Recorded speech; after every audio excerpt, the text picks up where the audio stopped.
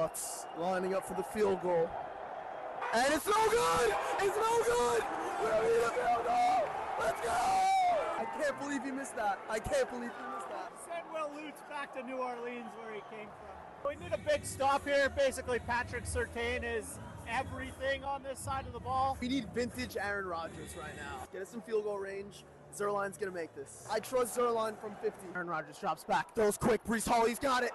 Let's go, Breece! Don't give me false hope, Aaron, please. Quick to the line of scrimmage. They're gonna snap it with less than 20 seconds on the play clock. He's throwing deep back shoulder, and it's incomplete. Do we get a flag? We got a flag! We got a flag! Let's go, we're in field goal range! Let's go! We got a pass interference. Jets are at the 30-yard line. We're in field goal range. Let's go. I can't stop shaking, man. This is a 53-yard attempt from here. This is the biggest play of the season so far. Greg Zuerlein is going to have to win this game for us. They paid him this money for this. The field goal is up. And the kick is... It's no good. Greg Zuerlein missed the field goal. And the Jets are going to lose this game. It's a missed field goal by Greg Zuerlein. 50-yarder. Let's go, boys!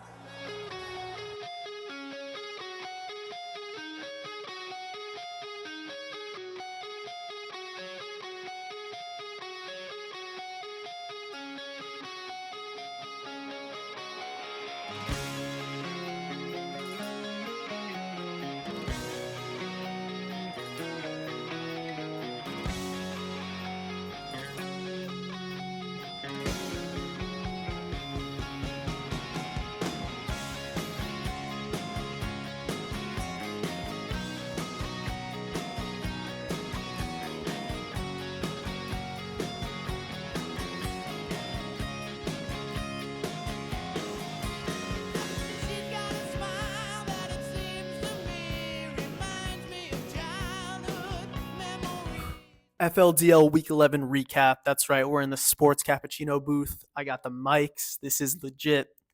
Playoff race is heating up right here. I'm going to go through matchup by matchup, and then we'll go through next week's. I'm going to start out with my own matchup because I think it was one of the craziest ones of the week. So going in, I traded Cooper Rush and Mac Jones away, and I got Taysom Hill.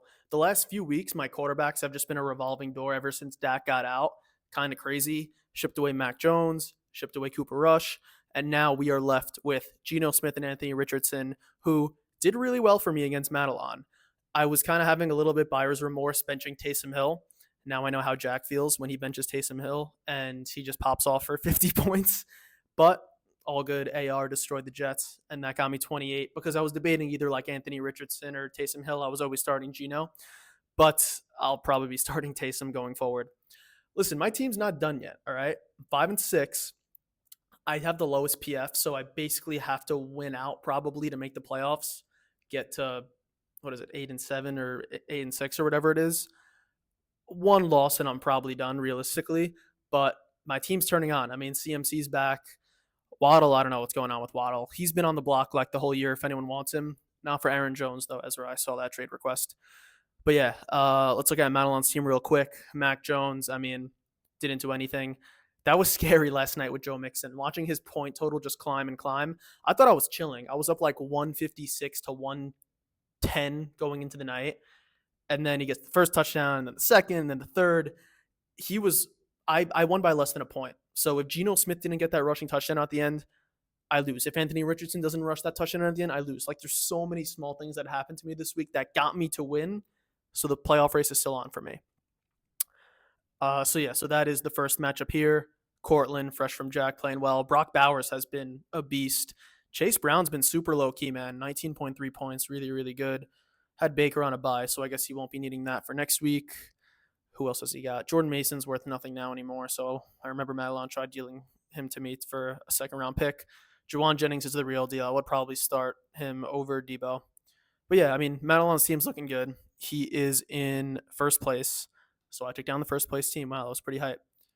And yeah, I am not done yet. Moving on to the next. Tua Lipa, Jack Mulseri versus Mash. Listen, me and Mash were in similar spots. We both started out 0-3. He beat me going into week 4, so I fell to 0-4, and that's when he really started rising. Mesh now 6-5, takes down Jack's team. I mean, nothing really to comment on Jack. He's starting Mike Williams in his wide receiver spot. QJ, the one bright spot. Hashem didn't do anything here. Wow, Tucker Kraft put up a donut. Bro, why are you running 12 personnel with Tucker Kraft and Jake Ferguson? This is crazy. Who else has he got here? Tyrone Tracy's been the real deal too. But yeah, not sure where Jack goes from here. Gabe Davis out for the year also, Jack, so we'd probably drop him. Mash's team. All right, let's take a look real quick. Mahomes hasn't been great, but he's still Mahomes. Burrow's been money. He's having one of those years again when him and Chase just go off at the end of the year. Brees, I mean, hopefully he's back. He dropped a nice amount this week. Josh Jacobs has been playing really well. Puka, man, has been awesome. Don't know much about Jacoby Myers. Mooney, I think, got hurt. Ertz somehow is still balling. Calvin Ridley's been kind of coming up a little bit, but even on your bench, he's got some depth here with Javonte and Rashad White, Tillman, Cooper. Ayuk out for the year. That's tough. And then Trey McBride, also pretty good. So yeah, Mash 6-5, pretty good. The playoff race is tight, so Mash is definitely not a lock at 6-5. 7 wins probably gets it done if I don't win out. That's probably it. We'll wait for the scenarios video though. All right, Lawrence and Albie. Lawrence takes this one. Close one though, 117-113. It's showing right now that Lawrence didn't start a quarterback for me. I don't know if that was maybe he traded someone or something. I don't know why it chose Cooper Rush on the bench for me. Did Lawrence not start a quarterback? I don't know what's going on with that. Josh Allen's a beast. Montgomery, it's so annoying being a Jahmyr Gibbs owner in Guillotine this year. Like, Gibbs was not allowed to touch the ball until Monty got his required touchdown. But he's been great. Kamara, yeah. I mean, Lawrence's team is pretty deep. I feel like Devontae Smith has not been doing much this year. And then looking at Alvy's team, Stafford, low key, I gave you Stafford like 3-4 years ago, Avi, for Dak, and that was a tough one for me. I think I got like a few picks, but nothing much. Wow, JT running backs didn't really give you anything here. Jamar Chase continues to be a stud. Hopkins falls a little bit. Wow, you started Will Dissly. That's a spot start. He balled. He got first touchdown. Then Ricky Pearsall put up a donut. Damn. Yeah, Ovi had some bad luck here. His team's still really good. He just got some bad luck this week. No one on the bench really that you should have plugged in besides for that. I mean, I guess if you want to say Michael Pittman over Ricky Pearsall probably does get you the dub, but it happens. Lawrence 7-4, Alvi 6-5. We'll discuss the league standings after I get through these matchups here. All right, Teddy versus Max. Teddy free falling here. Not sure what's going on. Max 163, impressive. Herbert's been great. Bo Nix, I mean, the guy just turned up the last few weeks. Bijan and Saquon are like the best RB duo. I remember Max was trying to ship out Saquon last year for really cheap, and no one bid on that. That would have been a sick value. He was trying to give him to me also, but I wasn't having it. I don't know why. Garrett Wilson has not looked great, though. Zay Flowers, looking back, I probably should have accepted your trade also, Max. Rizé. Nico could have had a crazy game, but that didn't work out. Njoku pretty solid, and then A-Chain, yeah. He's got Tommy DeVito. All right, we'll see if he starts him next week. And Jaden Reed on the bench. Wow. Max goes deep. And Teddy, Darnold, and Rodgers. Obviously, he's got the 2 Jets quarterbacks. Aaron Jones. I don't want Aaron Jones, Ezra. He's washed. Gibbs, amazing. CD's, I'm surprised CD was still able to put up 18 after all that. But yeah, Caleb on the bench. Wow.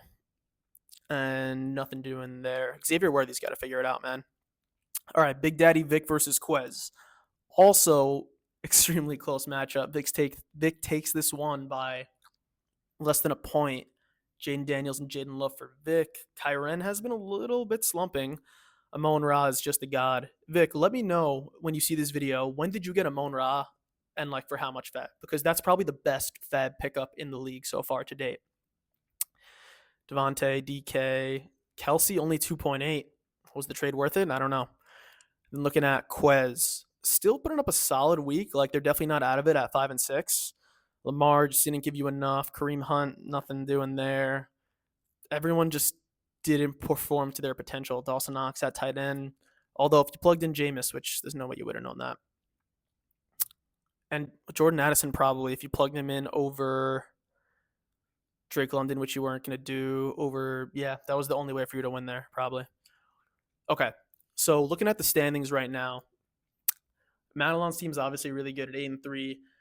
Fighting for the bye there between Kurtz, Max, and Ovi a little bit, maybe.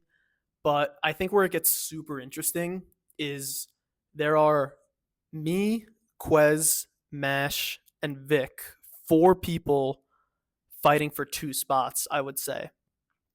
Me with the lowest PF, I realistically probably need to get 8 wins because it's so tight. So with 3 weeks left, let me just confirm that it's 3 weeks left, right? 12, 13, 14, and then 15 should be, yeah, okay. So 3 weeks left. I probably need to win out. Vic, yeah, 8 wins is the magic number, I would say. So who am I playing next week? Next week, I'm playing Victor. Wow, is this a huge game for me? Oh my God.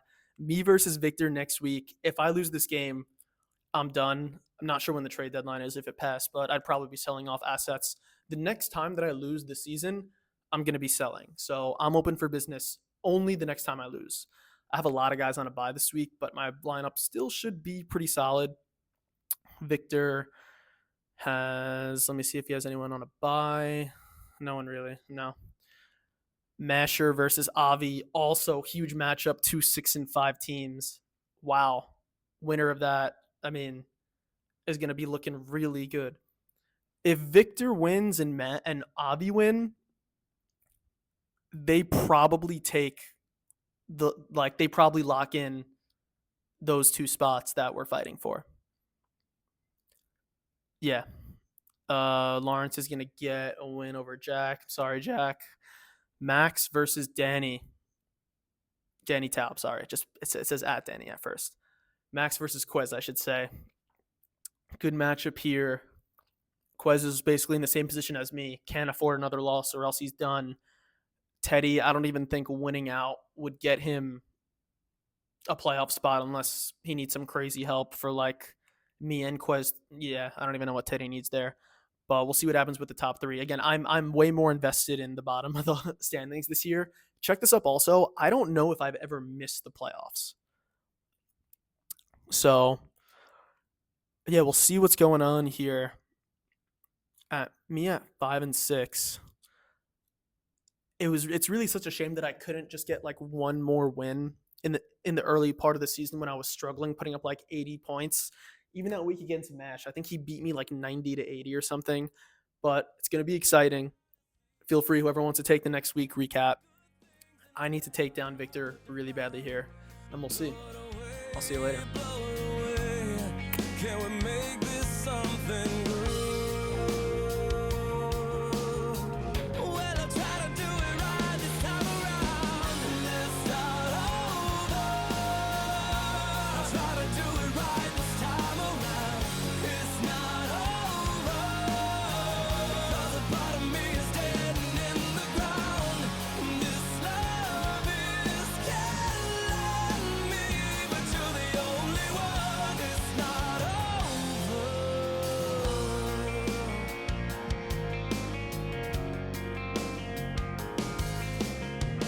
Taking all I could take, and I cannot wait. We're wasting too much time being strong.